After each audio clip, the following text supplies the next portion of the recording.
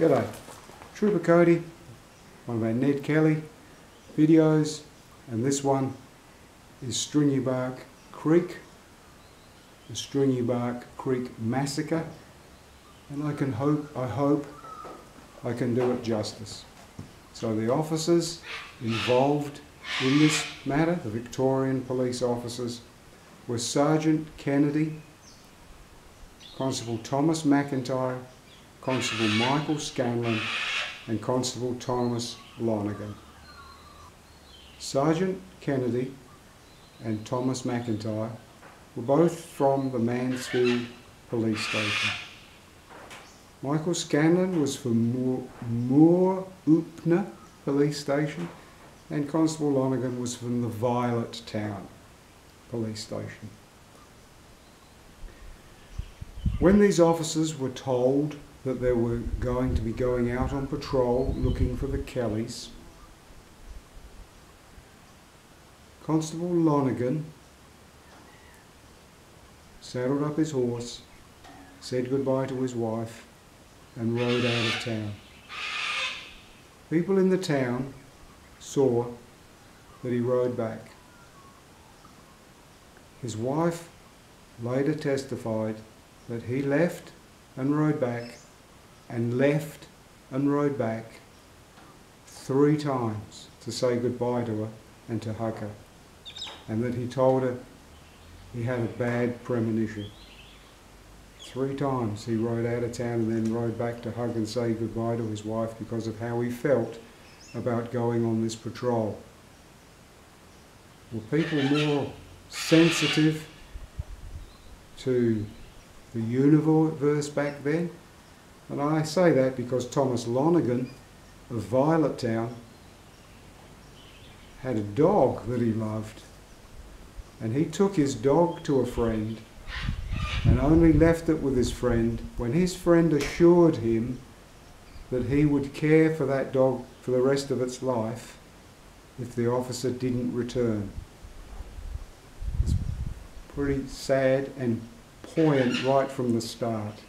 So those 2 officers get to Mansfield, and as I've relayed in a separate video, they undertook training for several days because horses that haven't been together aren't immediately mates. They're not always good at working together. So 2 days training was then undertaken by the 4 officers so that they could safely and comfortably go out on patrol on their 4 horses. When it was time to leave and they were going to head off, which was going to be at dawn on Friday the 25th of October 1878, when they went to leave, they were armed with Adams revolvers. Now you will see lots of references that they were armed with Webley handguns. The reality is there were no Webleys when this happened. Let's just be accurate here. They were Adams handguns. But if you look at Michael Caine in Zulu, those types of movies, and you'll see a revolver that breaks in half so that you can load it and then close it, that sort of revolver in a .45 caliber. That is basically what an Adams revolver was. Looks just like a Webley.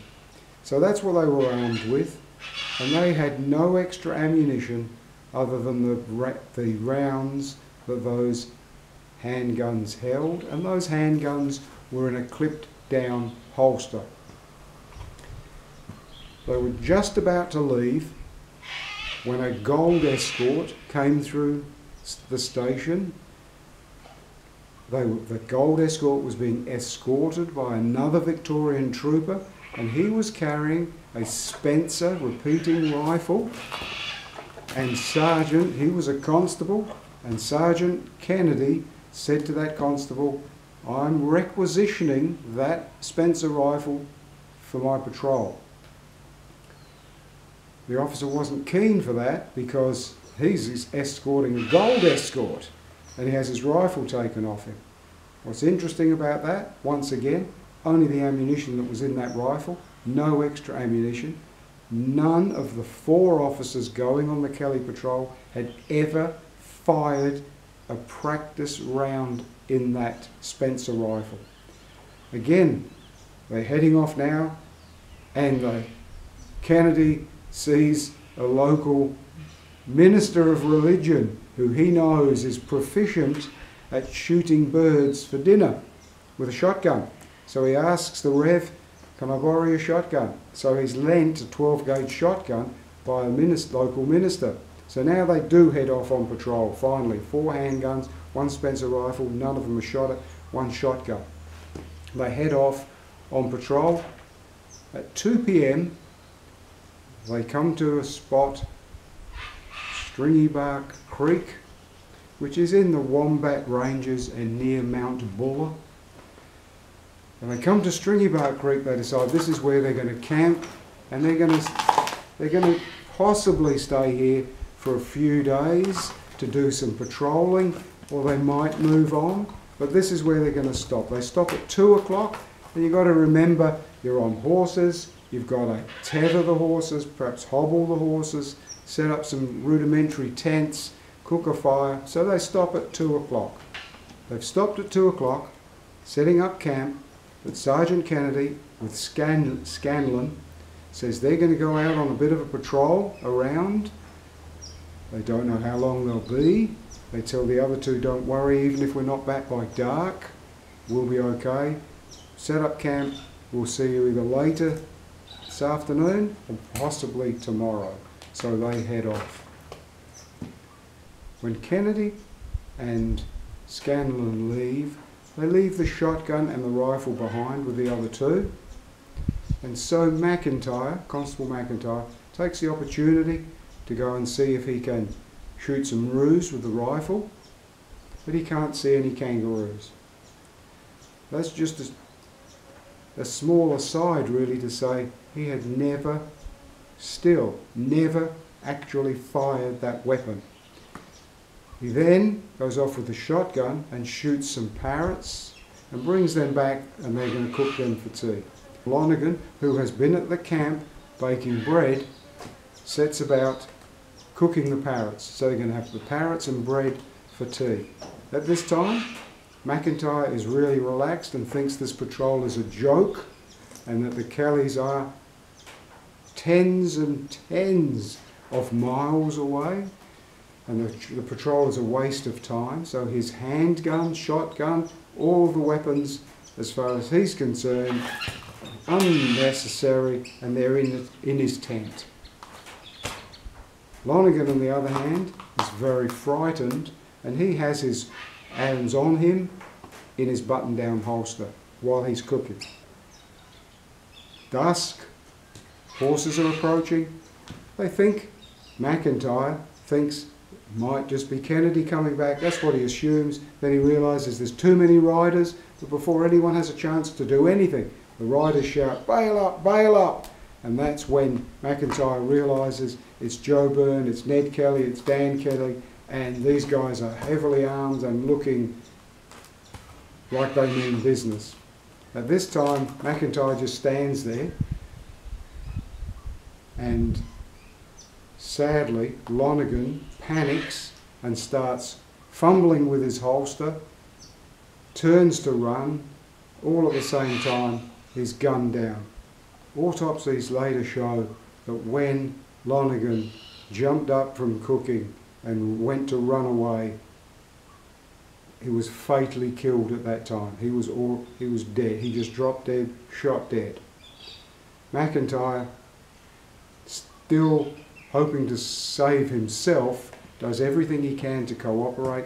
There's a sequence of events takes place with Kelly talking to him. McIntyre thinks at one stage he's going to let him go, at another stage he's just going to kill him out of hand.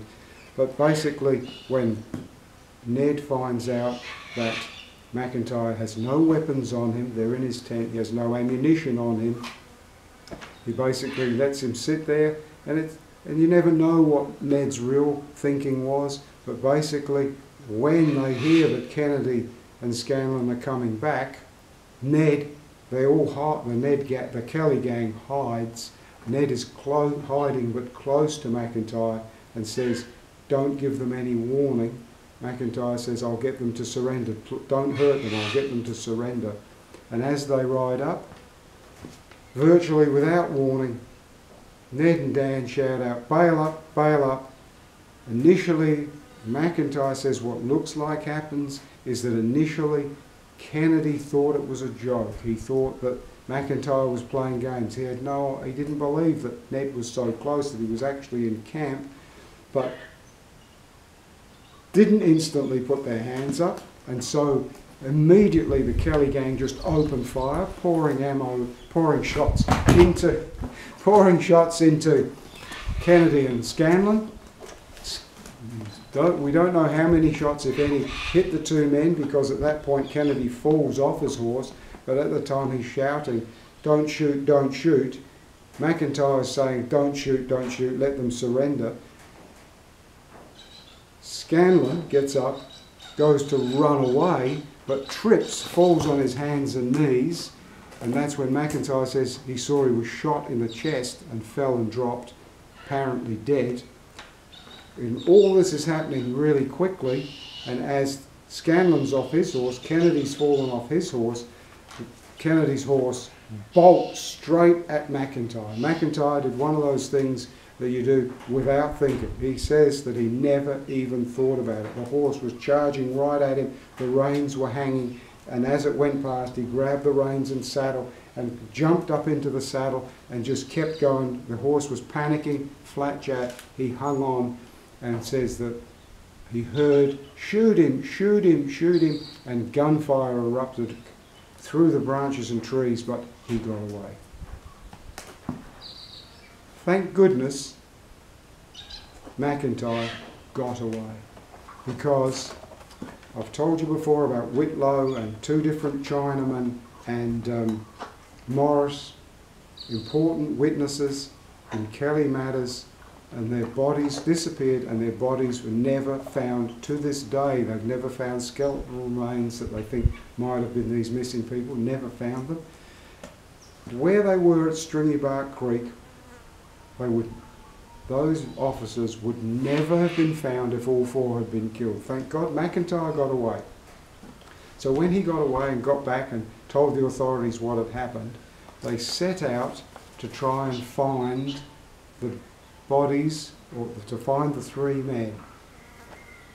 When they go looking, they have trouble finding, in the dense scrub, knowing that there was a campsite at Stringybark Creek, they have trouble finding the campsite. That's because the Kellys had carefully burnt everything, every piece of equipment, every piece of canvas of the tents, everything had been very carefully burnt. What they do find though eventually, by real careful searching, is they find Scanlon and Lonergan's bodies, and they load them up to bring them back. But they cannot find Kennedy anywhere. They just can't find his body. A group of people in a specific area, knowing the man was shot there at least once, and they can't find the body. They go back to town, and they come back later for a more detailed search. When they do that more detailed search, 400 metres from the campsite, in dense scrub, that's when they find Kennedy's body, a long way from where it all happened. Now, the Kellys, the criminals and the nut jobs that support Ned Kelly, they will all give you one version of what happened at Stringybark Creek. The reality is that Scanlon, McIntyre says, was on his hands and knees, shot once in the chest with what appeared to be a fatal shot. When the bodies were later examined, Scanlon, down on his hands and knees according to McIntyre, tripped, shot once in the chest, apparently a fatal blow. When his body's examined, what they can say is, yes, there was a single wound to the chest, which was the fatal shot, and it was a fatal shot. And then they say, and there were 3 other bullets in him that could be shown to be fired into his body after he was dead. Lonergan, when his body was examined, it was exactly the same thing. It was said, yes, we can see there was one fatal shot to the chest when he was running away, but he had 7 more bullet wounds in him that were inflicted after death. All officers, including Kennedy, the 3 of them, had all had their pockets turned out, their pockets were pulled out. All of their personal possessions were missing. A watch, which I've talked about in another video, a watch that belonged to Kennedy had been stolen. Ned Kelly had that, but many other incidents that happened later, he would brag that he had Kennedy's watch. Lonergan and Scanlon both had their rings missing from their hands, and when Joe Ryan's body was dragged from Ann Jones' hotel, when the Kellys were all killed, when that body was dragged from the fire, it was found that he had those rings. He was wearing those rings as tokens, keepsakes, and again he had bragged, witnesses said afterwards that he would brag that he was wearing the police officers' rings. Of what I've said to you about the officers being shot and then repeatedly shot after they were dead, Kennedy is the saddest one because he was found to be shot many times, shot in the right side of the chest, shot in the face, shot in the temple. It's shown a bullet wound was in the armpit that showed that the entry of the bullet shows that he must have had his hands up when he was shot in the armpit, and he has a full-blown close-range shotgun blast to the chest. And Ned later claimed that Kennedy was in such pain that he'd only shot him in the chest with a shotgun to put him out of his misery. There are medical profession say that due to the loads used in the bullets, it is possible if he hadn't been shot in the chest, Kennedy might have survived. There you have it. I hope I've done justice to the Stringybark Creek massacre. 3 police officers killed, multiple gunshot wounds to them after they were already dead, all their possessions stolen, a present from Kennedy's wife, the watch, stolen. Kennedy had 4 children, and a very sad state of affairs. Stringybark Creek near Mount Buller. It's you can't really call it a tourist attraction, it should be a remembrance site, but it's very well signposted by the Victorian government, and it is a picnic spot, if you can believe that. Should be some more significant remembrance to those officers. But we better leave it there, because I'm sure this video has upset enough Kelly fans already, wouldn't you say, mate? Cheers, till next time.